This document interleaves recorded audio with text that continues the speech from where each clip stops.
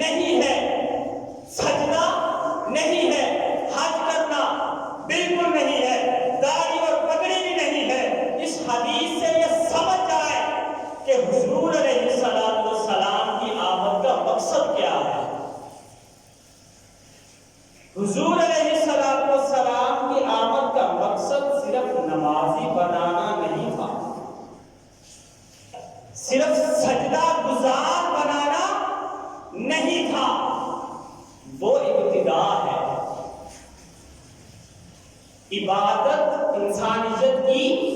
ابتدا ہے، عبادت کیا ہے؟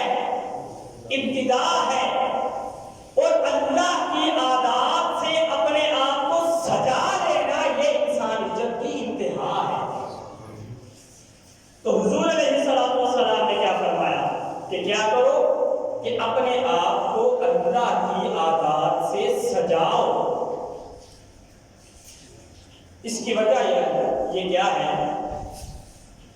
یہ تو آپ کو پتہ ہی ہے نا کہ انسان اللہ کا خلیفہ ہے، اور خلیفہ کون ہوتا ہے؟ کہ جس میں اصل کا رنگ نظر آئے۔ پیر کا خلیفہ وہی ہوگا نا کہ جس میں پیر کا رنگ نظر آئے، جس میں پیر نظر آئے، پیر کی عادات جس میں ہوگی وہی پیر کا خلیفہ ہوگا نا۔ جس میں پیر نظر آئے وہی پیر کا خلیفہ ہوگا۔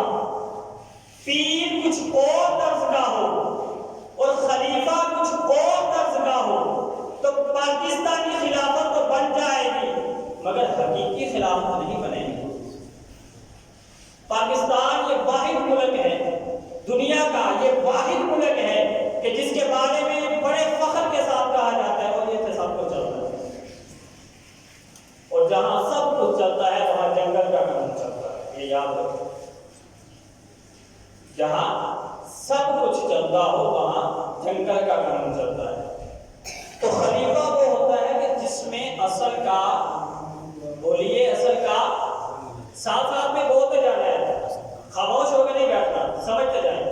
خلیفہ وہ ہوتا ہے کہ جس میں اصل کا رنگ نظر آئے، وہ کیا ہوتا ہے؟ خلیفہ۔ تو پھر حضور علیہ السلام صرف خلیفہ ہی نہیں ہے بلکہ خلیفہ کامل ہے۔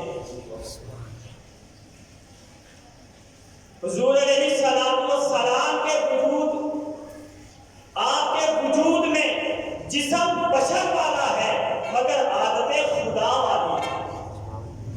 اسی لیے امام احمد رضا نے فرمایا کہ پیش نظر وہ نوبہار، پیش نظر نگاہوں کے سامنے نوبہار، نئی بہار والا، کہ پیش نظر وہ نوبہار۔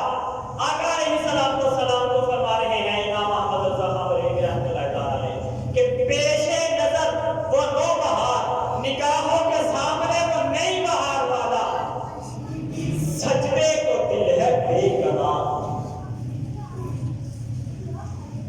کیوں؟ عادت خدا والی ہے نا، ان میں عادت خدا والی ہے، اس لیے تو دل کرتا ہے کہ اسے سجدہ کر دے، مگر آگے فرماتے ہیں کہ روکیے سر کو روکیے۔ سجدے کے لائق تو صرف خدا ہے نا، لیکن ان میں عادت خدا والی ہے تو کہتے ہیں کہ سجدے کو دل ہے بے قرار، لیکن آگے کہتے ہیں کہ روکیے سر کو روکیے۔ ہاں یہی امتحان ہے۔ تو پھر بولیے کہ حضور علیہ السلام نے کیا فرمایا کہ انسان کا کمال کیا ہے کہ اس میں صفات کون سی ہوں؟ بولیے اس میں صفات کون سی ہوں؟ بلند آواز سے بولیے۔ اللہ کے نام سے بلند کس کا نام ہے؟ بلند آواز سے بولیے۔ کس کی صفات ہو؟ عادات کس کی ہو؟ کس کے اخلاق سے انسان مزین ہونا چاہیے؟ اللہ کے اخلاق سے۔ اتنی بات سمجھ لیں کہ عبادت آغاز ہے، کمال نہیں ہے۔ عبادت انسانیت کا آغاز ہے، ابتدا ہے، انتہا نہیں ہے۔ اتنی بات سمجھ میں آ گئی۔ اب دیکھیے کہ اللہ کی عادات میں سے جو سب سے پہلا اور نمایاں خلق ہے اور اس کی جو سب سے پہلی عادت ہے وہ اپنے بندوں کو نوازتا ہے۔ کون سی پہلی عادت ہے اللہ کی؟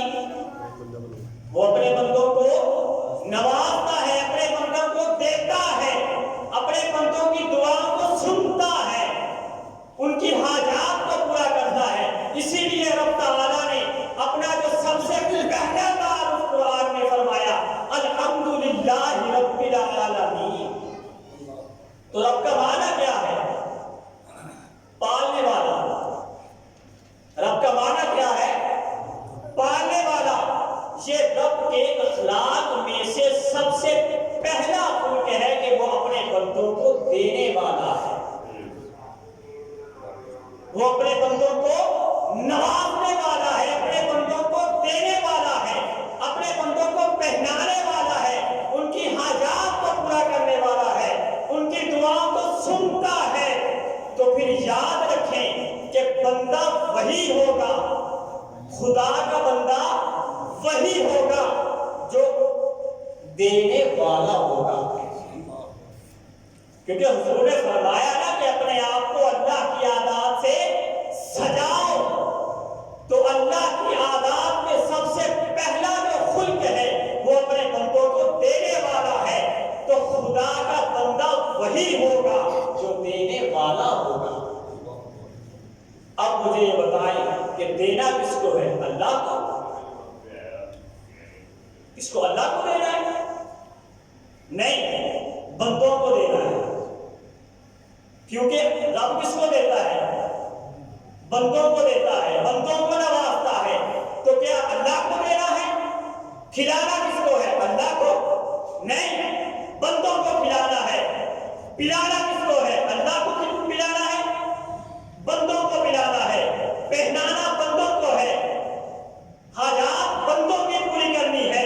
آقا علیہ الصلوۃ والسلام فرماتے ہیں کہ اللہ کی عادات کو اپناؤ تو اس کی سب سے پہلی عادت جو ہے وہ دینے والا ہے۔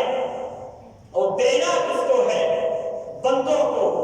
اب بندہ کامل وہ ہوگا جو لینے والا نہیں ہوگا بلکہ دینے والا ہوگا۔ بندہ کامل وہ کون ہوگا؟ جو لینے والا نہیں ہوگا بلکہ جس کا ہاتھ اس طرح نہیں اس طرح ہوگا، جو لینے والا نہ ہوگا بلکہ دینے والا ہوگا۔ اسی لیے آقا علیہ السلام والسلام نے فرمایا خیر الناس من ينفع الناس، کہ بہترین لوگوں میں سے وہ ہے جو لوگوں کو نفع پہنچانے والا ہے۔ بہترین شخص وہ ہے جو لوگوں کو نفع پہنچانے والا ہے۔ کیونکہ یہ کس کی عادت ہے؟ بولیے، اللہ کی عادت ہے۔ لوگوں کو نفع پہنچانا، لوگوں کو دینا، لوگوں کی حاجات کو پورا کرنا، یہ کس کی عادت ہے؟ اللہ کی عادت ہے۔ جو اللہ کی عادت کو پورا کرے گا، حضور علیہ الصلوۃ والسلام نے ارشاد فرمایا وہ بہترین شخص ہے۔ خیر الناس من ينفع الناس، بہترین شخص وہ ہے جو لوگوں کو نفع پہنچانے والا ہے۔ اب میں یہ جملہ کہوں گا کہ وہ بندہ خوش نصیب ہے۔ وہ بندہ خوش نصیب، بولیے وہ بندہ، سارے بولیے وہ بندہ خوش نصیب ہے کہ جس کو اللہ کسی کو دینے کے لیے واسطہ بنا دے، جس کو اللہ کسی کو دینے کے لیے وسیلہ بنا دے۔ وہ بندہ کیا ہے؟ خوش نصیب ہے کہ چل میرے فلاں بندے کی حاجت کو پورا کر، کہ چل میرے فلاں بندے کو کھانا کھلا، اے بندے اٹھ میرے فلاں بندے کو پہنا، اے بندے اٹھ میرے فلاں بندے کو پانی پلا، اے بندے اٹھ میرے فلاں بندے کی حاجت کو پورا کر۔ اسی لیے غوث پاک نے فرمایا کہ ارے اگر تیرے پاس کوئی مانگنے والا آ جائے نا، کوئی سوالی آ جائے تو دل کا مت کرنا بلکہ اپنی قسمت پہ مسکرانا کہ اللہ نے اس کو دینے کے لیے تجھے واسطہ بنا دیا ہے۔ ماشاءاللہ ماشاءاللہ، اللہ نے اس کو دینے کے لیے تجھے واسطہ بنا دیا ہے۔ اس کا معنی یہ نہیں ہے، اس کا معنی یہ نہیں ہے کہ مولا آپ سے اس کو دلوانا چاہتا ہے یا آپ سے دلوانا چاہتا ہے، بلکہ یہ سمجھ لیں کہ مولا نے اسے دینے کے لیے آپ کو چن لیا ہے۔ مولا نے اسے دینے کے لیے آپ کا انتخاب کر لیا ہے، اور یہی انسانیت کا کمال ہے، انسانیت کا کمال ہے۔ تو میں نے بات کہاں سے شروع کی تھی کہ حضور علیہ السلام نے فرمایا کہ اپنے آپ کو سجاؤ اس کی عادات سے. بولیے توجہ ادھر رکھیے, کس کی عادات سے؟ اللہ کی عادات سے سجاؤ. بس اگر یہ جملہ یاد رہ گیا تو ہم بندے بن جائیں گے. صرف اتنا سا جملہ کہ اللہ کی عادات کو اپناؤ تو پھر سب سے سجا ہوا شخص, سب سے سجا ہوا شخص وہ آمینہ کا لال ہے. میں یہاں ایک جملہ کہوں گا کہ حضور علیہ السلام کی زندگی میں نماز قضا ہوئی ہے. حضور علیہ السلام کی زندگی میں نماز قضا ہوئی ہے.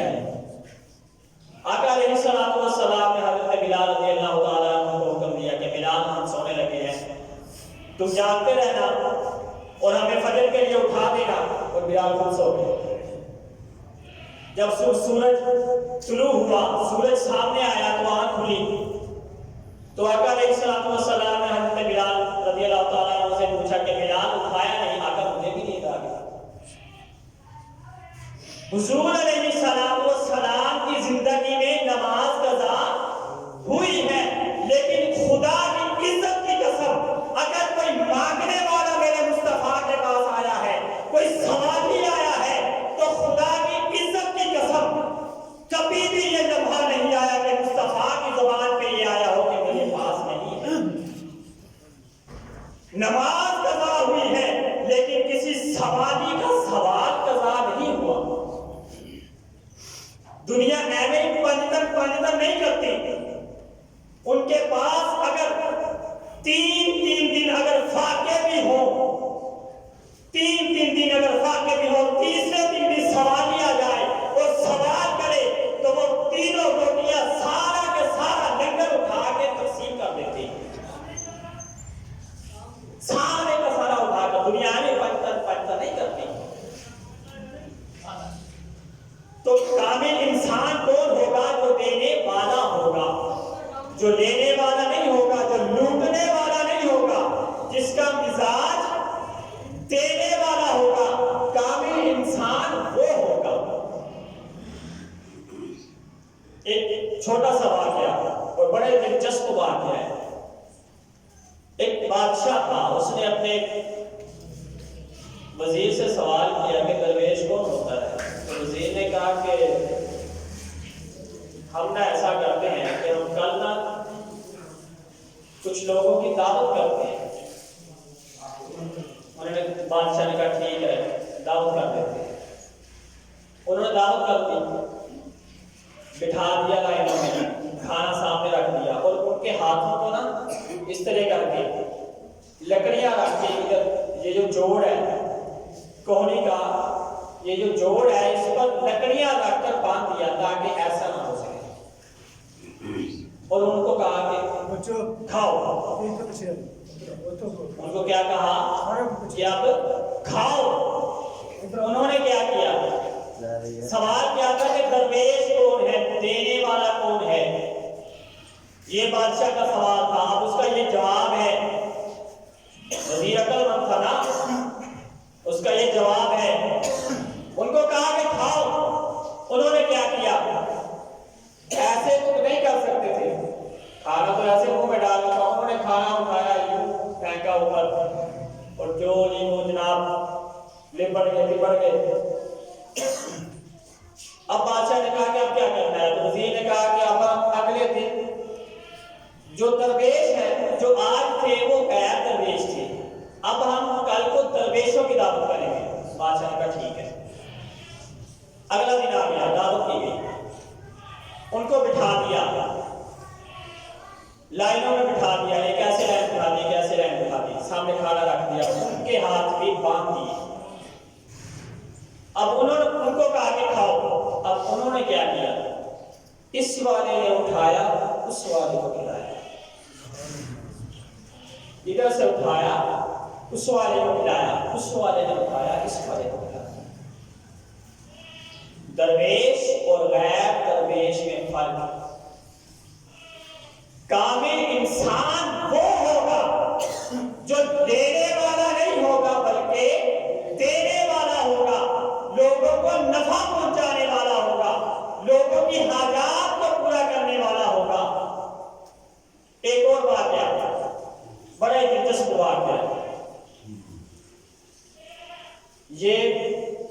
ریاض شہر کا واقعہ ہے کہ مکہ شریف میں ایک شخص کو خواب میں یہ حکم ملا کہ ریاض شہر میں ایک شخص رہتا ہے، اسے عمرہ کرواؤ، یہ اس کا ٹیلی فون نمبر ہے، اس کو عمرہ کرواؤ، یہ اس کا ٹیلی فون نمبر ہے۔ پہلے دن خواب آیا، اس نے اگنور کر دیا۔ دوسرے دن اسے پھر خواب آیا، پھر اگنور کر دیا کہ یہ اس شخص کو عمرہ کرواؤ اور یہ اس کا فون نمبر ہے، اس کو فون نمبر بھی بتایا گیا۔ تیسرے دن پھر خواب میں اسے یہی حکم ملا کہ فلاں شخص کو یہ اس کا نام ہے، یہ اس کا پتہ ہے، ریاض شہر میں رہتا ہے، یہ اس کا فون نمبر ہے، اس کو عمرہ کرواؤ۔ اس نے کہا نہیں بھائی کوئی بات ہے، اس کو وہ نمبر یاد ہو گیا، اس نے اس نمبر پہ رابطہ کیا، اور جب اس نے رابطہ کیا تو اس نے کہا کہ بھائی میں تمہیں عمرہ کروانا چاہتا ہوں۔ تو اس شخص نے کہا کہ بھائی میں عمرہ کیسے کروں، میں تو شرابی ہوں، میں تو کبھی مسجد پہ دیرے نہیں لگیا، میں عمرہ کیسے کر لوں؟ اس نے کہا بھائی تیری مہربانی، تو عمرہ کر لے، تیری مہربانی، تو عمرہ کر لے۔ اس نے کہا کہ چل پھر ٹھیک ہے، اگر تو کہتا ہے تو پھر خود آ، میں نے نہیں آنا، خود آ، مجھے لے کے جا، عمرہ کروا کے پھر چھوڑ کے بھی جائے، عمرہ کروا کے پھر چھوڑ کے بھی جائیں۔ اب نخرے بھی دکھا رہا ہے، عمرہ بھی ہونے لگا ہے، لیکن کبھی مسجد میں گیا ہی نہیں، شوق ہی نہیں ہے، لیکن پھر بھی حکم ہو رہا ہے کہ اس کو عمرہ کرواؤ۔ وہ شخص کہتا ہے ٹھیک ہے، وہ گیا، اسے لے کر آیا، لا کر اسے عمرہ کروایا۔ جب عمرہ کروایا تو جب واپس جانے لگے تو اس شخص نے کہا کہ میں 2 نفل نہ ادا کروں۔ اب واپس جانے، اس کو چھوڑنے کے لیے جانے لگا ہے، وہ کہنے لگا کہ میں 2 رکعت نوافل نہ ادا کروں۔ اس نے کہا کہ بھائی ٹھیک ہے کر لے۔ اس نے 2 رکعت نفل ادا کرنے لگا، پہلی رکعت مکمل ہوئی، دوسری رکعت میں سجدے میں گیا تو گیا، مولا نے اپنے گھر میں بلایا، پاک کیا، عمرہ کروایا، اس کے گناہوں کو معاف کیا، اور پھر سجدے میں، نماز میں، وضو کی حالت میں، حرم شریف میں اس کی جان قبض کر دی۔ اب اس کی لاش کو اس کے گھر میں لے جایا گیا۔ اب وہ شخص بڑا پریشان تھا، جو شخص لے کر گیا تھا وہ شخص بڑا پریشان کہ نہیں بھائی اس میں کوئی خوبی تھی کہ مولا نے اسے بلوایا، پہلے پاک کیا اور پاک ہی اپنے پاس بلوا لیا ہے، اس میں کوئی خوبی تھی؟ یہ تو کہتا ہے نا کہ میں تو کبھی مسجد کے نیڑے بھی نہیں گیا، مسجد کے کبھی قریب بھی نہیں گیا، لیکن اس میں کوئی خوبی تھی۔ وہ اس کے گھر گیا، اس نے اس کی بیوی سے پوچھا کہ بھئی تیرے شوہر میں کیا خوبی تھی، کوئی خوبی تھی تیرے شوہر میں؟ کہتی نہیں وہ تو ایسا تھا، وہ شرابی تھا، کباب کرتا، یہ وہ فلاں فلاں۔ اس نے کہا نہیں، ذہن پہ زور دے، تیرے شوہر میں کوئی خوبی تھی؟ اس نے کہا، جب اس نے ذہن پہ زور دیا، اس نے کہا ہاں ایک خوبی تھی۔ اس نے کہا بتا وہ کیا؟ اس نے کہا کہ ہمارے گھر سے تھوڑا سے فاصلے پر ایک گھر ہے، وہاں یتیم بچے رہتے ہیں، یتیم بچے رہتے ہیں، اور ایک بیوہ ہے، اور جب یہ کبھی ہوٹل سے گھر کھانا لے کر آتا نا، کھانا جب باہر سے کھانا لاتا اپنے بچوں کے لیے، تو اس کے بچوں کے لیے بھی کھانا لے کر آتا تھا، اور جب وہ کھانا لاتا نا اور اس بیوہ کو دیتا، تو وہ بیوہ کھانا لے کر اسے یہ دعا دیتی تھی کہ جا بھائی اللہ تیرا جام اچھا کر۔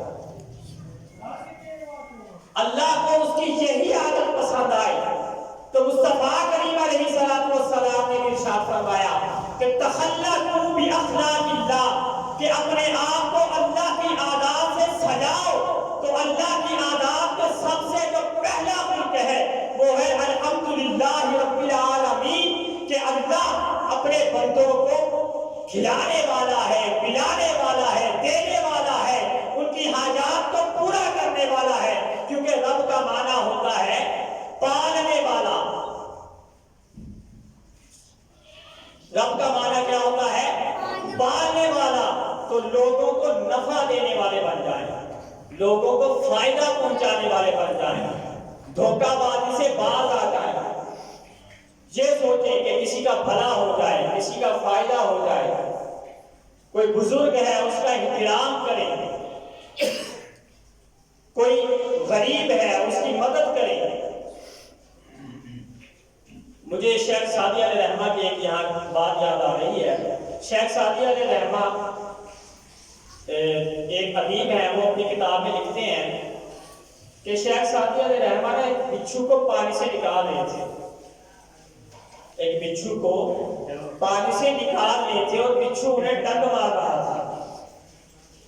بچھو انہیں ڈنگ، وہ پھر پانی سے نکال رہے، بچھو پھر ڈنگ مارتا تھا. تو کسی نے کہا کہ بابا جی آپ یہ کیا کر رہے ہیں؟ آپ بچھو کو پانی سے نکالتے ہیں، یہ آپ کو پھر ڈنگ مارتا ہے، آپ پھر نکالتے ہیں، یہ پھر ڈنگ مارتا ہے. تو کہتے ہیں بیٹا یہ فطرت کی بات ہے، یہ فطرت کی بات ہے. میں انسان ہوں، میری فطرت ہے اسے بچانا اور اس کی فطرت ہے ڈنگ مارنا. یہ مت سوچے کہ کوئی میرے ساتھ بھلا کر رہا ہے یا برا کر رہا ہے، بلکہ خود یہ سوچیں کہ اللہ نے اس کو دینے کے لیے مجھے واسطہ بنا دیا ہے، مجھے وسیلہ بنا دیا ہے.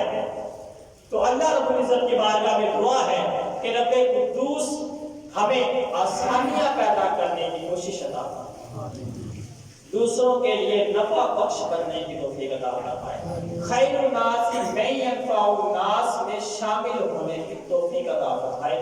وما